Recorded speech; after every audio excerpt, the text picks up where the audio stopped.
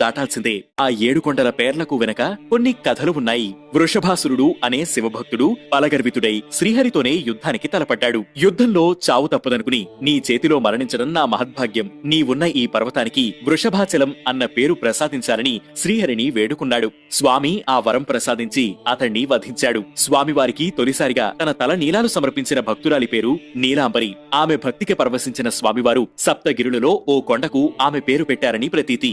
శ్రీ మహావిష్ణువు హిరణ్యాక్షుణ్ణి సంహరించిన తర్వాత గరుత్మంతుణ్ణి పిలిచి తన క్రీడాద్రిని తీసుకురమని ఆదేశిస్తాడు. ఆయన ఆజ్ఞ మేరకు గరుత్మంతుడు దాన్ని తెచ్చినందువల్లే ఇది గరుడాచలం, గరుడాద్రిగా ప్రసిద్ధి పొందింది. సంతానం కోసం అంజనాదేవి వెంకటాచల క్షేత్రంలో తపస్సు ఆచరించింది. దాంతో ఆమె గర్భాన్ని దాల్చి ఆంజనేయుడికి జన్మనిచ్చింది. అందుకే ఈ పర్వతం అంజనాద్రిగా ప్రసిద్ధి పొందింది. నారాయణుడనే భక్తుడు స్వామి పుష్కరిణి తీరాన తపస్సు చేయడంతో అతని పేరు మీదుగా ఈ పర్వతం నారాయణాద్రిగా ఖ్యాతి పొందింది. పాపరా